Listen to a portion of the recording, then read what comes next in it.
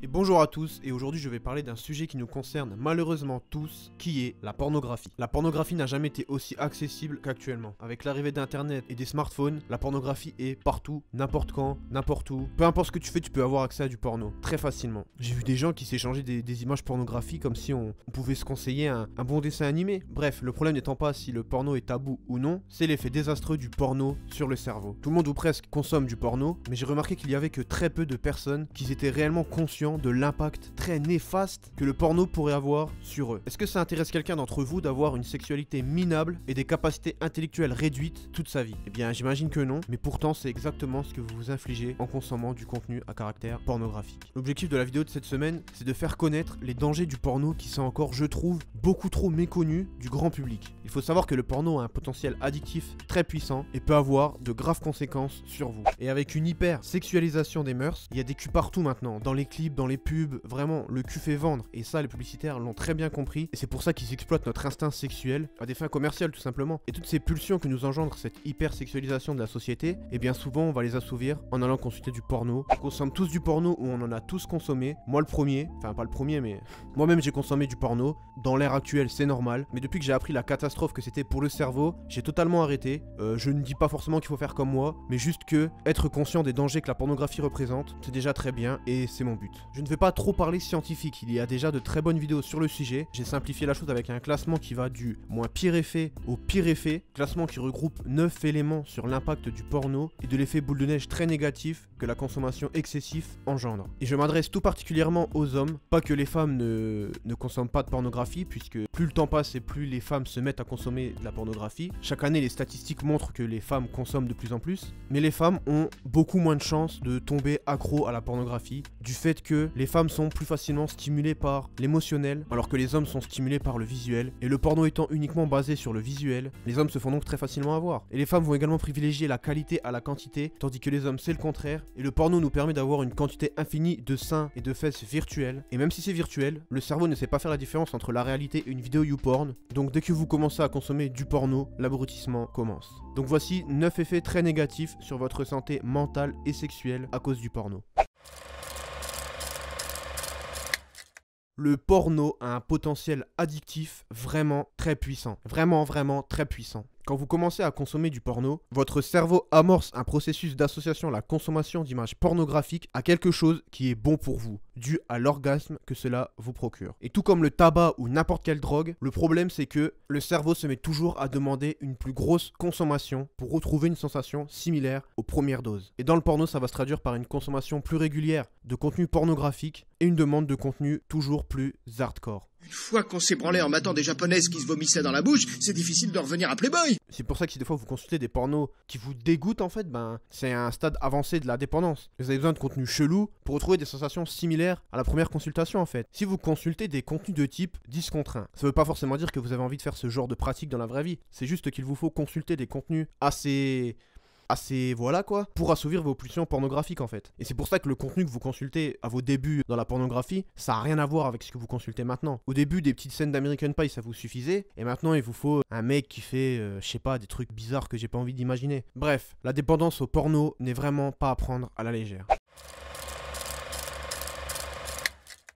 Le porno détruit littéralement votre système de la récompense. Dans le cerveau, il y a un système appelé le système de la récompense, qui favorise les actions nécessaires à notre survie comme boire, manger ou se reproduire. Pour faire simple, en gros, c'est grâce à ce système de récompense que vous avez la motivation de manger, de boire ou de faire des actions qui sont bonnes pour vous et votre survie, et la survie de l'espèce humaine. Cela enclenche le processus de renforcement positif qui vous libère une molécule du plaisir appelée la dopamine. Le problème avec le porno, c'est qu'il vous fait parvenir à un niveau de dopamine vraiment hors du commun, avec la jouissance personnelle que cela procure. Donc petit à petit, vous allez vous y habituer à ces très grosses décharges de dopamine. Et quand vous êtes habitué à atteindre énormément de dopamine facilement, vous n'allez plus forcément ressentir de plaisir pour les choses simples en fait. C'est logique. Avant par exemple, manger un gâteau au chocolat fait par votre grand-mère, voilà, c'était bon, ça vous faisait plaisir, vous avez bien mangé, petit plaisir de la vie. Mais avec une surconsommation pornographique, le cerveau il en a plus rien à foutre en fait de votre petite dose de dopamine quotidienne. Le cerveau maintenant, ce qu'il veut, c'est des bonnes grosses doses sa mère, similaires à ce que vous avez quand vous regardez du porno. Et ça peut engendrer une dépression, car plus grand chose ne vous fait d'effet à présent. Vraiment, dans le pire des cas, vous pouvez devenir quelqu'un de blasé, quelqu'un qui n'a plus de plaisir à rien, mis à part la pornographie. Donc vous allez continuer à consommer et encore vous enfoncer un peu plus dans l'engrenage qu'est la pornographie. Quand tu regardes un porno, tu te masturbes uniquement sur le physique d'une actrice que tu ne verras jamais. Sur le physique d'une actrice qui a été soigneusement choisie pour ses attributs généreux. Parce que généralement on se masturbe pas sur des laiderons, enfin dans les films consultés par la majorité des gens j'imagine. La majorité des hommes n'ont pas accès au type de femmes représentées dans les films. Mais comme on habitue nos yeux à voir des femmes avec des courbes et un physique exceptionnel, monstruose, à force d'habituer nos cerveaux à des physiques comme ça va modifier notre réalité et durcir nos critères de beauté finalement. Alors que nos partenaires ou partenaires potentiels ont forcément un physique plus banal, ce qui est normal. Tout le monde n'a pas un physique d'actrice de cul. Mais comme le porno habitue à des physiques hors du commun, vous n'allez plus être intéressé par les femmes normales, ce qui fera de vous des éternels insatisfaits et vous poussera à consommer plus de porno pour vous satisfaire, car la réalité ne le fait plus. Le porno te fait cesser d'associer les plaisirs sexuels aux rencontres sociales, qui peuvent potentiellement aboutir sur une relation sexuelle. Le cerveau, lui, c'est un peu un feignant. Il va forcément prendre le chemin le plus court pour obtenir la récompense sexuelle. Parce que plaire à une jolie fille, ça demande bien plus d'efforts pour obtenir chimiquement le même effet que vous avez en vous touchant sur internet. La séduction, c'est vraiment une motivation de réussite pour beaucoup d'hommes. Et comme la pornographie remplace petit à petit cet instinct, vous vous retrouvez à être des gros morses feignants, qui ne font plus d'efforts pour séduire. Votre cerveau se complique dans votre vie sexuelle virtuelle, vous êtes frustré car vous n'avez pas accès au sexe, et vous consommez toujours plus de porno pour calmer votre frustration. Quand vous regardez un film de boule, le seul but, c'est de jouir et d'éjaculer. Et généralement, une branlette, c'est vite fait, je veux dire, on trouve un film et en quelques minutes, ça part. Donc à force d'habituer votre cerveau au plaisir rapide, cela devient mécanique, et quand vous avez un rapport sexuel, votre cerveau produit le même schéma, qui est de jouir rapidement. Ou alors l'inverse, vous avez du mal à éjaculer et à rester en érection, car votre cerveau ne ressent pas assez de stimuli, car vous avez été habitué à bien plus hardcore quand vous visionnez des vidéos pornographique. Si vous êtes habitué à la consommation excessive de contenu pornographique et que vous avez déjà eu affaire à ce genre de problème, pensez peut-être à diminuer petit à petit votre consommation pour retrouver une sexualité plus fonctionnelle. Et aussi la tendresse qu'il peut généralement y avoir dans un rapport, ça passe à la trappe parce que cela vous ennuie. Étant donné que vous êtes maintenant habitué à la gratification immédiate que vous accorde le porno, il est donc probable que vous laissez les envies de votre partenaire de côté car vous êtes habitué à jouir seul, sans se préoccuper d'autre chose que votre bite. La pornographie détruit la libido et votre vie sexuelle. En gros, votre partenaire ne vous excite pas car, comme cité plus tôt, vous êtes bien plus excité par les images pornographiques que vous allez consulter, qui sont elles bien plus hardcore que votre réelle sexualité en fait. Dans la réalité, on ne peut pas s'attendre à une sexualité autant exacerbée que montrée dans les films. Et encore une fois, c'est qu'une question d'habitude. Quand vous consultez de la pornographie, vous êtes sujet à des prestations sexuelles hors normes de la part des acteurs. Ils portent justement bien leur nom, ce sont des comédiens. Mais vous étant accoutumé à ce type de prestations sexuelles, votre propre sexualité paraît forcément bien plus fade. Vous vous en rendez peut-être pas directement compte, parce que ça attaque surtout votre inconscient. Mais si ça vous arrive de coucher avec votre partenaire par exemple, et que vous avez trouvé pas ça ouf, posez-vous des questions. C'est pas forcément que la prestation de votre partenaire n'était pas à la hauteur, c'est juste que vous avez une vision déformée de la réalité due à la consommation de porno. Une façon simple de vous en rendre compte, si le porno vous excite plus que votre partenaire réel, considérez ça comme une sonnette d'alarme.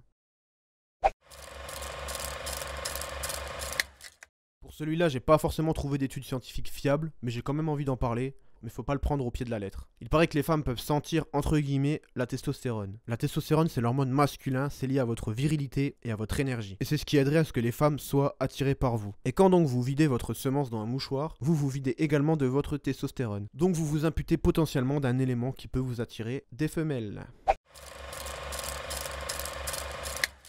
Petit bonus, tout le monde le sait, mais ça fait toujours plaisir. Les sites de cul sont infestés de virus en tout genre. Donc pour la santé de votre ordinateur ou de votre smartphone, ne lui infligez pas ce genre de site, parce que c'est pas la navigation privée qui va changer grand chose. Le porno anéantit tout un tas de petites choses dans votre cerveau qui produit, ma foi, un tas d'événements vraiment pas ouf. Bon allez, on commence. Un ralentissement de l'activité cérébrale. Certaines zones du cerveau sont plus petites. Une diminution de la matière grise. Le fonctionnement du cortex frontal diminue. Une hausse de l'anxiété. Le dysfonctionnement des circuits de stress cérébraux. Perte de concentration et d'intention. Perte de mémoire. Perte de motivation. Perte de neurones. Perte de régulation émotionnelle. Et un affaiblissement des circuits de contrôle des impulsions. Vous cédez donc plus facilement à vos pulsions et en cas d'arrêt de consommation de pornographie, la chute peut très vite arriver puisque vous êtes amputé d'une partie du cerveau qui vous aide à résister à vos pulsions. Je vais m'arrêter là, mais il reste encore une multitude de symptômes tout aussi mauvais les uns que les autres. Mais ne vous inquiétez pas si beaucoup de symptômes vous touchent, le cerveau il est bien fait et en cas d'arrêt de la pornographie, tout ce que j'ai cité plus haut va être anéanti au fur et à mesure. Le cerveau peut se reconstruire grâce à la neuroplasticité. La neuroplasticité en gros c'est la capacité qu'a le cerveau à réorganiser les voies neuronales tout au long de sa vie. Donc il est jamais trop tard pour sortir de toute cette merde et utiliser le temps que vous prenez à vous masturber à faire quelque chose d'autre de plus utile pour vous. Et si vous avez pour projet d'arrêter la pornographie, les premières semaines voire premiers mois peuvent être très difficiles à ne pas ressombrer à nouveau. Vous passerez probablement par des phases négatives, c'est comme toutes les addictions, le sevrage est très difficile, mais il en vaut vraiment la peine. Car une multitude d'effets très positifs vous attend quand votre cerveau commence à se restructurer. Moi je pense que le porno ça peut être utile pour les personnes âgées, ça peut les aider à soulager des envies qu'ils auraient du mal à assouvir autrement, de toute façon. Mais pour les jeunes comme nous, il vaut mieux s'en séparer, car si nous voulons atteindre des objectifs intéressants et avoir accès au sexe avec des femmes qui nous font envie, il vaut mieux travailler de sorte à devenir une meilleure personne pour séduire, plutôt que de calmer notre frustration par des artifices virtuels. Conclusion, la branlette c'est bien, ça fait pas de mal, mais sans porno, c'est beaucoup mieux. Donc moi je vous remercie d'avoir suivi ma vidéo, en espérant vous avoir ouvert l'esprit sur les effets négatifs de la pornographie, et je vous dis à bientôt.